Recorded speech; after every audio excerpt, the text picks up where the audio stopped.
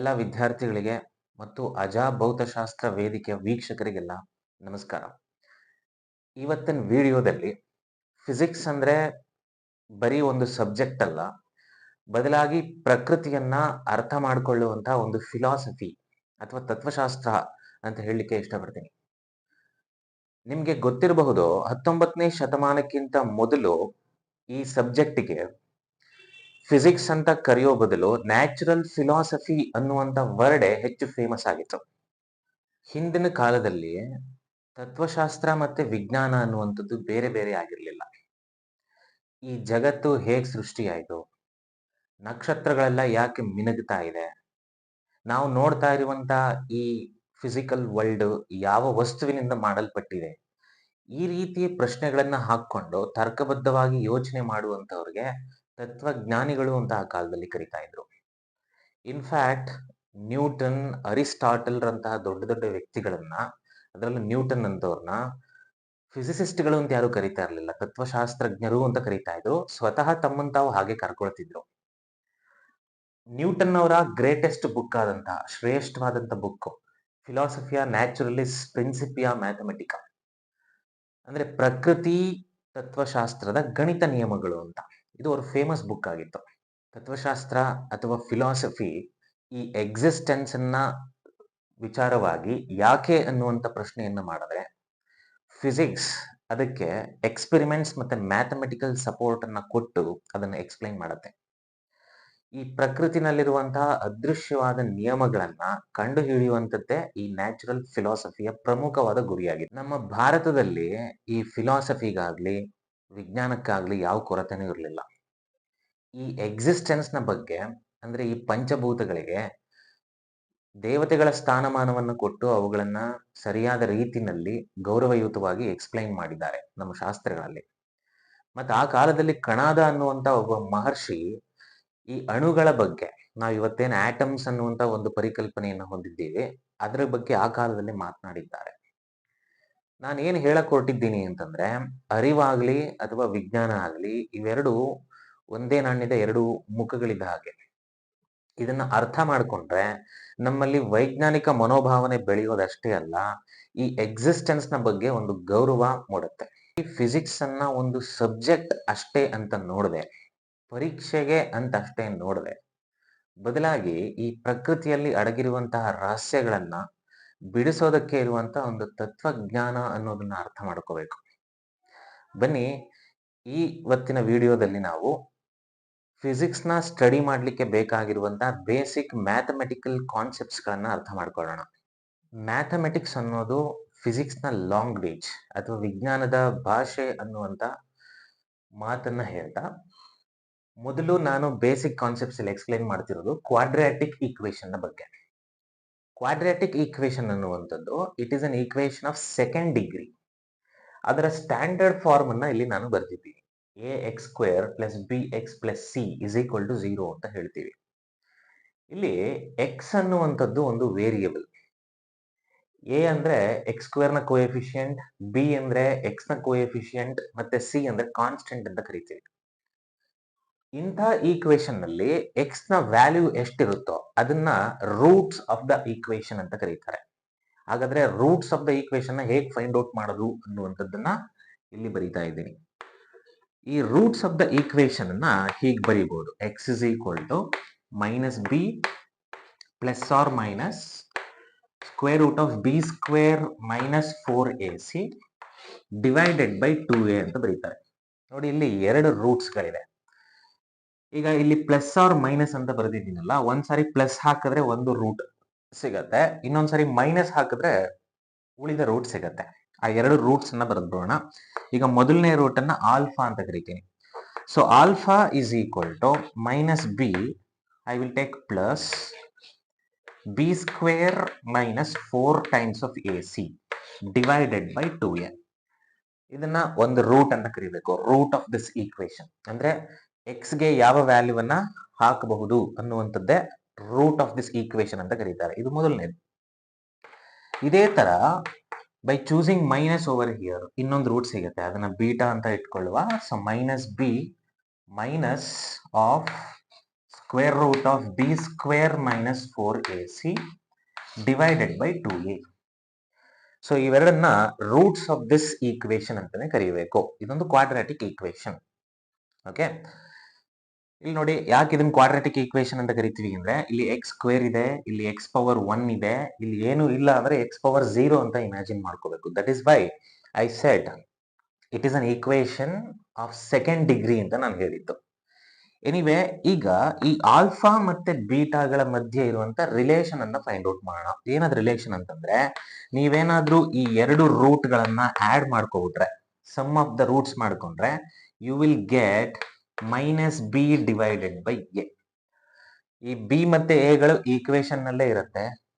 ಅದಕ್ಕೆ B by A ratio ತಗೊಂಡು ಒಂದು ಮೈನಸ್ ಹಾಕ್ಬಿಟ್ರೆ ಎರಡು ಸಮ್ ಆಫ್ ದ ರೂಟ್ಸ್ ಗಳು ನನಗೆ ಸಿಕ್ಬಿಡುತ್ತೆ. ಅದೇ ತರ ಎರಡು ರೂಟ್ಸ್ ಅನ್ನ ನಾನು ಮಲ್ಟಿಪ್ಲೈ ಮಾಡ್ಕೊಂಡ್ರೆ, ಅಂದ್ರೆ ಆಲ್ಫಾ ಇಂಟು ಬೀಟಾ ಅಂತ ನಾನು ಏನಾದ್ರು ರೂಟ್ಸ್ ಗಳನ್ನ ಮಲ್ಟಿಪ್ಲೈ ಮಾಡ್ಕೊಂಡ್ರೆ you will get C by A. ಈ ರೂಟ್ ನಮಗೆ ಸಿಗತ್ತೆ. ಈಗ ಈ ಕ್ವಾಡ್ರಾಟಿಕ್ ಈಕ್ವೇಶನ್ ನ ಒಂದು ಉದಾಹರಣೆಯನ್ನ ನೋಡ್ತಾ ಇದ್ದೀವಿ. ಒಂದು ಎಕ್ಸಾಂಪಲ್ ನ ತಗೊಳ್ಳೋಣ. ಇಲ್ಲೊಂದು ಕ್ವಾಡ್ರಾಟಿಕ್ ಈಕ್ವೇಶನ್ ಇದೆ. 10x square minus 27 plus x plus 5 is equal to 0 ಅಂತ ಇದೆ. ಇಲ್ಲಿ ಎ ಬಿ ಸಿ ವ್ಯಾಲ್ಯೂಸ್ ಗಳು ನಮಗೆ ಸುಲಭವಾಗಿ ಕಾಣಿಸ್ತಾ ಇದೆ. ಅಂದ್ರೆ ಕೋಎಫಿಷಿಯಂಟ್ ಆಫ್ ಎಕ್ಸ್ ಸ್ಕ್ವೇರ್ ಅದನ್ನ ಎ ಅಂತ ಕರೀಬೇಕು. So coefficient of x square is 10, ಅದನ್ನ ಎ ಅಂತ ತಗೋತಾ ಇದೀನಿ. ಕೋಎಫಿಷಿಯಂಟ್ ಆಫ್ ಎಕ್ಸ್ ಮೈನಸ್ 27 ಇದೆ, ಹಾಗಾಗಿ ಅದನ್ನ ಬಿ ಅಂತ ತಗೋತಾ ಇದೀನಿ. ಅದೇ ತರ ಸಿ ವ್ಯಾಲ್ಯೂ ನಮಗೆ ಸಿಗ್ತಾ ಇದೆ, ದಟ್ ಇಸ್ ನಥಿಂಗ್ ಬಟ್ 5. ಈಗ ವ್ಯಾಲ್ಯೂ ಆಫ್ ಎಕ್ಸ್ ಅನ್ನ ನಾವು ಸುಲಭವಾಗಿ ಫೈಂಡ್ ಔಟ್ ಮಾಡುವುದು using this equation. This is nothing but how to find out the roots of quadratic equation. Standard formula ಇದು ಕೂಡ. ಸೊ ಅದನ್ನ ಯೂಸ್ ಮಾಡುವ.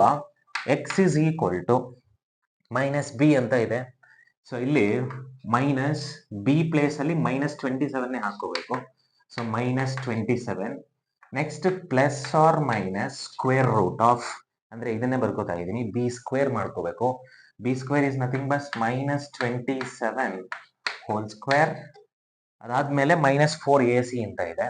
Minus 4 times of A. A is nothing but 10 multiplied by C. C is nothing but 5 ಆಗಿದೆ. This whole divided by 2 times of A. So 2 times of A. A is nothing but 10. ನೀವು ಇದನ್ನ solve ಮಾಡಬೇಕು. ಅಂದ್ರೆ minus into minus plus ಆಗುತ್ತೆ, ಇಲ್ಲಿ 27 ಉಳ್ಕೊಳ್ಳುತ್ತೆ. Minus 27 whole square is 27 square minus 4 into 10 into 5. ಇದನ್ನೆಲ್ಲ compute ಮಾಡಿದ್ರೆ ಫೈನಲಿ ನಿಮ್ಗೆ ವ್ಯಾಲ್ಯೂ ಆಫ್ ಎಕ್ಸ್ ಎಷ್ಟು ಸಿಗತ್ತೆ ಅಂತಂದ್ರೆ 27.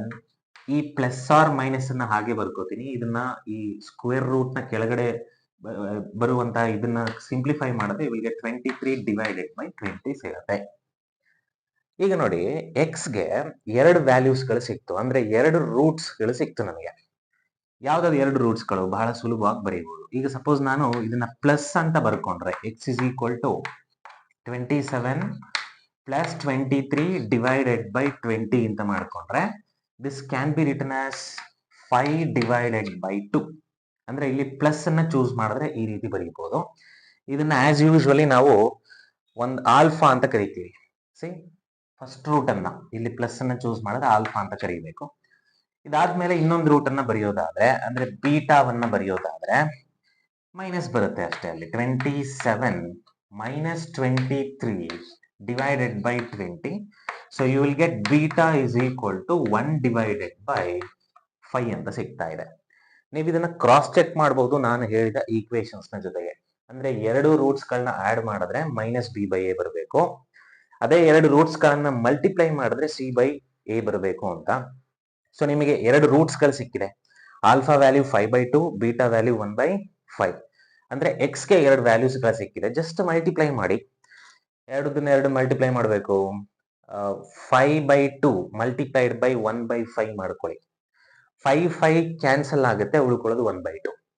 Is that 1/2 equal to this C by A ಅಂದ್ರೆ ಎಸ್. ಸಿ ಬೈ ಎ ಅಂತಂದ್ರೆ ಏನು? C is nothing but 5, A is nothing but 10. So 5/10 is nothing but 1/2.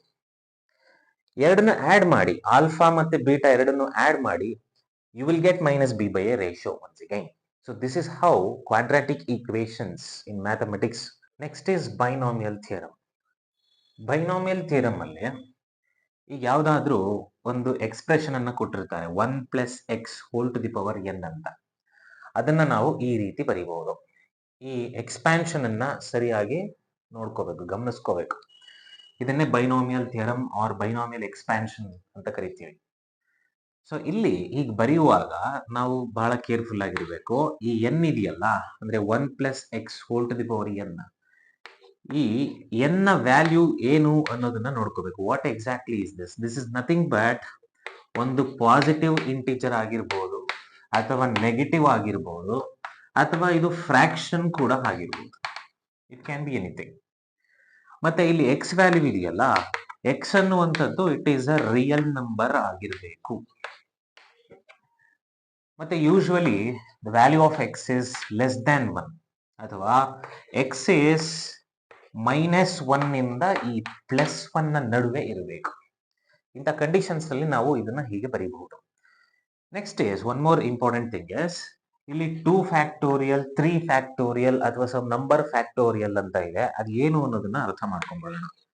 So 2 factorial ಅಂತಂದ್ರೆ 2 × 1 ಅಂತ, 3 ಫ್ಯಾಕ್ಟೋರಿಯಲ್ ಅಂತಂದ್ರೆ 3 × 2 × 1 ಅಂತ ಬರ್ಕೋಬೇಕು. ಈಗ 2 × 1 is nothing but 2 only, 3 × 2 is nothing but 6, 6 × 1 is 6 only.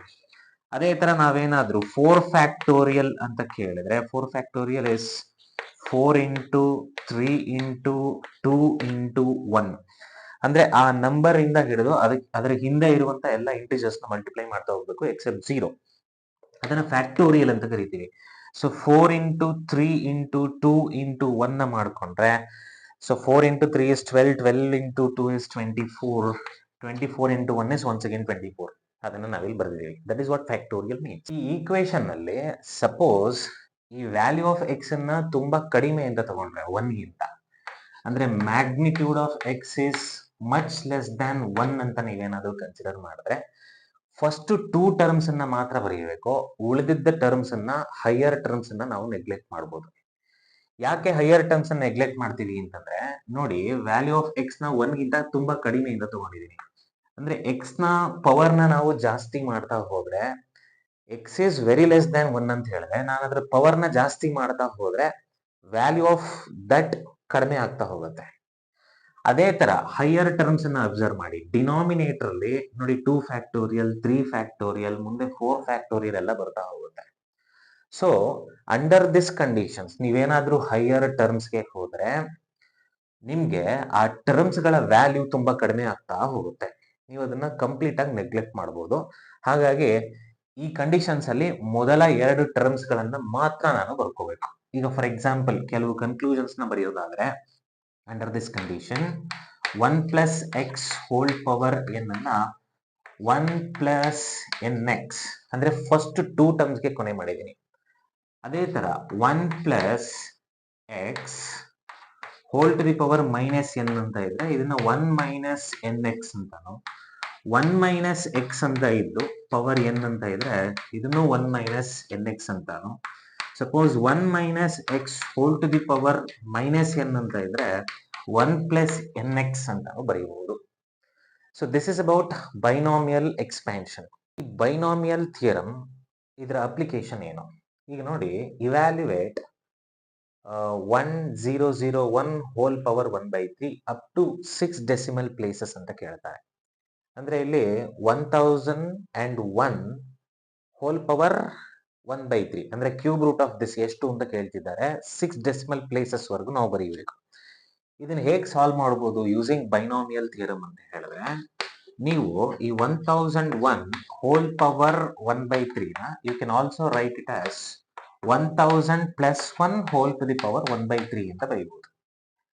C ಇಲ್ಲಿ 1000 ಅನ್ನ 10⁻³ ಅಂತಾನು ಬರೀತೀವಿ. ಈ 10⁻³ ಗೆ ಕ್ಯೂಬ್ ರೂಟ್ ಹಾಕಿದ್ರೆ 10 ಬರುತ್ತೆ. ಸೊ ದೇರ್ ಫೋರ್ ನೀವೇನಾದ್ರೂ ಈ 10 ಅನ್ನ ಈ ಬ್ರಾಕೆಟ್ ಇಂದ ಹೊರಗಡೆ ಇಟ್ರೆ ಇದೇ ಎಕ್ಸ್ಪ್ರೆಷನ್ ನ ಹೇಗೆ ಬರೀಬಹುದು? You can write this as, I will take 10 outside as common. ಇಲ್ಲಿ ಕ್ಯೂಬ್ ರೂಟ್ ಇರೋದ್ರಿಂದ 1000 ಅನ್ನ it is nothing but cube root of 1000 is nothing but 10. ಅದನ್ನ ಕಾಮನ್ ತೆಗೆದ್ರೆ ಇಲ್ಲಿ 1 ಉಳ್ಕೊಳ್ಳುತ್ತೆ. ಇಲ್ಲಿ 1 / 10⁻³ ಹೋಲ್ ಟು ದಿ ಪವರ್ 1/3 ಆಗುತ್ತೆ. ಸೊ ಈ ಎಕ್ಸ್ಪ್ರೆಷನ್ ಅನ್ನ ಹೇಗೂ ಬರೀಬಹುದು. So 1 plus 0.001 whole to the power 1/3. So ಈಗ ಪ್ರಾಬ್ಲಮ್ ಸಿಂಪ್ಲಿಫೈ ಆಗೋಯ್ತು ನಮಗೆ. 10 multiplied by 1 plus x whole to the power n ಅಂತ ಇದೆ. ಇಲ್ಲಿ ಎನ್ ಅನ್ನೋದು ಒಂದು ಫ್ರಾಕ್ಷನ್ ಆಗಿದೆ. ಎಕ್ಸ್ ಇಸ್ 0.001 ಅಷ್ಟಿದೆ. ಇದನ್ನ ಅಪ್ ಟು 6 ಡೆಸಿಮಲ್ ಪ್ಲೇಸಸ್ ವರೆಗೆ ಯೂಸಿಂಗ್ ಬೈನಾಮಿಯಲ್ ಎಕ್ಸ್ಪ್ಯಾನ್ಷನ್ ನಾವೀಗ